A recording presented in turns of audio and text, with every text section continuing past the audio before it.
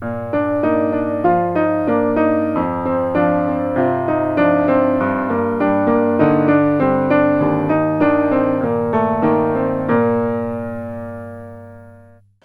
¿qué tal? Paz y bien. ¿Cómo están ustedes? Aquí nosotros de nuevo con el deseo de compartir otra cápsula más de la teología en nuestra vida con estos episodios de la animación bíblica y pastoral. Estamos con Alicia Farías y Osvaldo Zampini, que ustedes ya conocen. Y hoy el tema de la Biblia en casa. La Biblia en casa. Así que vamos a ver la cápsula de hoy. La Biblia en casa.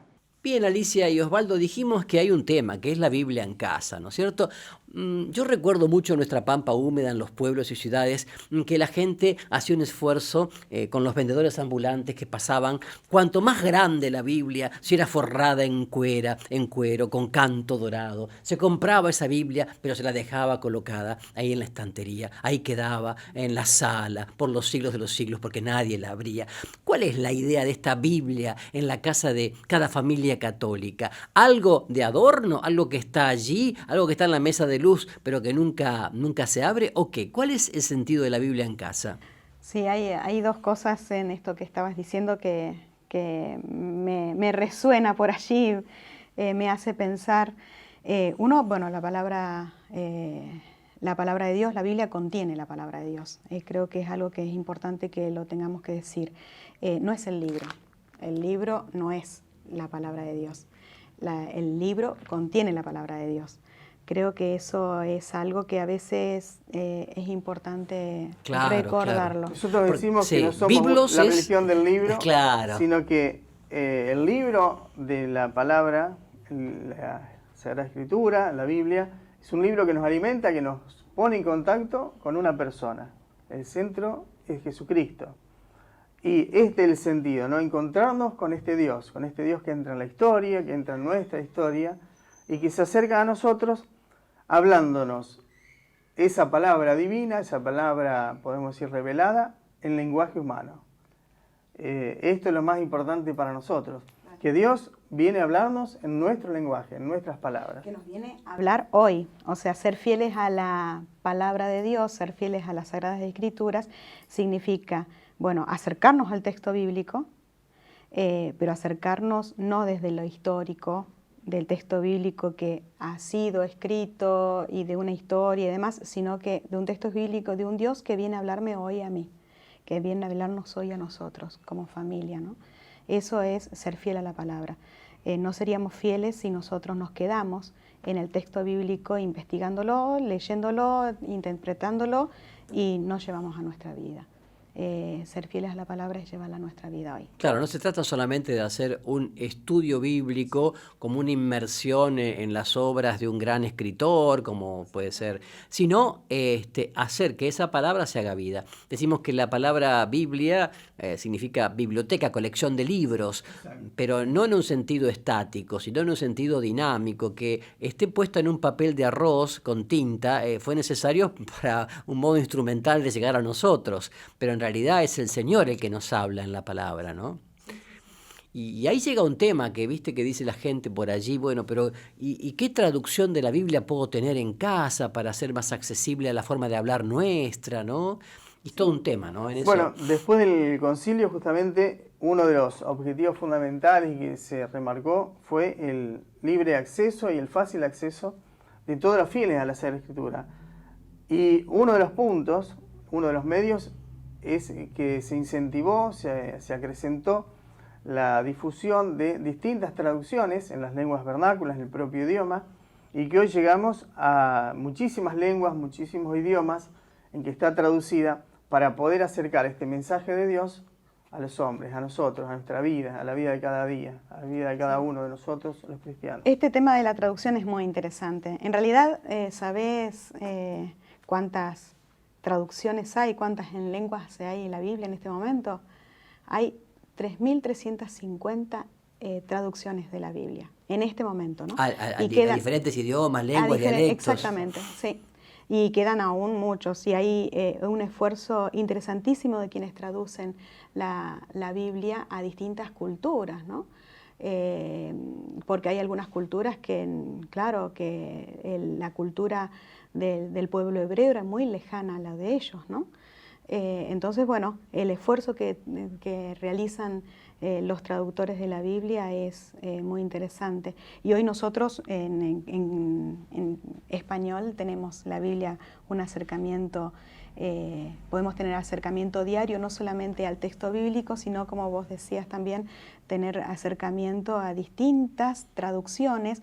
Hay Biblias de estudio, hay Biblias que están dirigidas a los jóvenes por las notas y demás, hay Biblias ecuménicas, o sea, tenemos no solamente traducciones a nuestra, al español, la facilidad, que hay culturas que todavía no la tienen, a pesar que hay 3.350 traducciones, sino que también tenemos ese acceso a nuestro ser, a nuestras características incluso, claro, ¿no? De exacto. nuestra cultura. Por ejemplo, hablando de las Biblias traducidas en las últimas décadas al castellano, sobre todo el castellano que hablamos en América Latina, tenemos la Biblia latinoamericana, cuyos comentarios abajo, que es una característica propia aparte de la Biblia católica, los comentarios, las notas introductorias, eso es muy importante, realmente son comentarios muy aterrizados, muy involucrados en la vida de fe y el compromiso social en nuestra América Latina. Recuerdo que en el seminario siempre nos decían que la Biblia de estudio era la Biblia de Jerusalén, la traducción esa famosa de la Biblia de Jerusalén, pero últimamente también en la Argentina la Conferencia Episcopal ha hecho un esfuerzo por traducir la Biblia a el lenguaje un poco de los argentinos, con el libro del pueblo de Dios. Nosotros podemos decir que el libro del pueblo de Dios, esta Biblia que le decimos argentina, esta traducción del padre Armando Leborati junto con Truso, como nos decía hace un tiempo un sacerdote, parecería que es el idioma materno de nuestras Biblias, porque conocemos la Biblia, los argentinos, con este texto, con este formato, con este lenguaje más accesible a nosotros. Y también, por supuesto, se ha generalizado tanto que es el texto que usamos en las liturgias, en la Eucaristía, en las celebraciones. Claro, porque los leccionarios también están tomados de allí. Claro. Igualmente, la Biblia del pueblo de Dios, está la Biblia argentina, no es el primer esfuerzo que se hace en Argentina en cuanto a la traducción, ¿no? Claro. Monsignor Staubinger era un alemán que vino a la Argentina, de alguna manera como misionero, pero en los comienzos no imaginó lo que nos iba a aportar. Porque si bien estuvo en el norte argentino, luego de distintas misiones y algunos derroteros, fue a la diócesis de La Plata y allí empezó a trabajar en una traducción, pero antes del concilio, esto es lo llamativo. Y ese esfuerzo anterior al concilio incluso generó un movimiento, podríamos decir, bíblico, y un amor, un aprecio por la palabra y por la difusión de la palabra, y ya generaba de alguna manera como un experto y como un pastoral, porque fue un pastoralista que se dedicó a llevar esta palabra de Dios a aquellos que la necesitaban en ese momento y en distintos lugares y en nuestro país. Sí, además su Biblia, o su traducción, mejor dicho, ha llegado a muchos países de nuestra América. Sí. Se lo conoce mucho al padre Straumbinger o Monseñor Straumbinger, monseñorino, ¿no? Prelado de honor de su santidad. Así que bueno, realmente qué lindo. Y si vos tuvieras que decirle ahí a doña Rosa, a doña María, que está mirando, ¿no?, en este momento y que tiene que regalarle, ponerle la Biblia a su nieto que va a tomar la primera comunión, ¿no? ¿Cuál de las traducciones le aconsejaría? Bueno, nosotros podemos decir que en la catequesis, en la vida pastoral de nuestras parroquias, generalmente estamos utilizando el libro del pueblo de Dios. Y también con los chicos de la catequesis, el Nuevo Testamento, usamos el Nuevo Testamento, justamente el libro de la Nueva Alianza, que es esta traducción argentina. Y me parece también lo recomendable es que nuestras Biblias estén en casa, no como un libro en la biblioteca, sino que lo tengamos tal vez en una mesita, en la entrada, en casa, en un lugar central, accesible, para que nosotros podamos de alguna manera ese acceso que decía el concilio, lo tengamos también materialmente, podamos consultarla a nuestros hijos, leerla Y con el marcado el Evangelio del día también, ¿no es cierto? Y vos sabés que me estoy acordando de una cosa importante, que también se lo vamos a decir a todos. Cuando una chica cumple 15 años aquí en Argentina, tiran la casa por la ventana y a veces también tiran algo más que la casa. Qué bueno que entre los regalos tan frivolones que reciba, alguien le regale una Biblia a esa chica que tanto orientación necesita. Y cuando un matrimonio, una parejita se va a casar, que por ahí hace la lista de regalos o no, que también en esa lista esté la Biblia, que ese matrimonio que se inicia, esa nueva familia, tenga la Biblia, la palabra de Dios. No importa que sea con una presentación lujosa, no se trata que sea el libro de la palabra de Dios, como ustedes decían. Qué importante, ¿no? Sí. Y cualquier traducción en realidad también, con tal que ellos puedan acercarse a la palabra. Importante, 2 Timoteo nos habla de la importancia de la palabra de Dios, ¿no? Toda escritura está inspirada por Dios y es tan útil para enseñar y para arguir, para corregir y para educar en la justicia, a fin de que el hombre de Dios sea perfecto y esté preparado para hacer siempre el bien.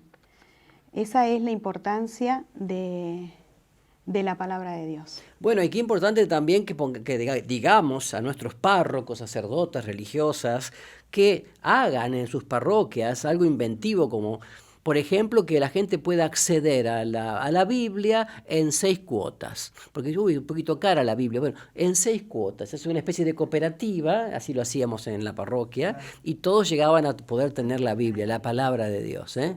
Bueno. Sí, esto es importante también que podamos darle un lugar en nuestra casa, en nuestra familia, un lugar a la palabra, un lugar central.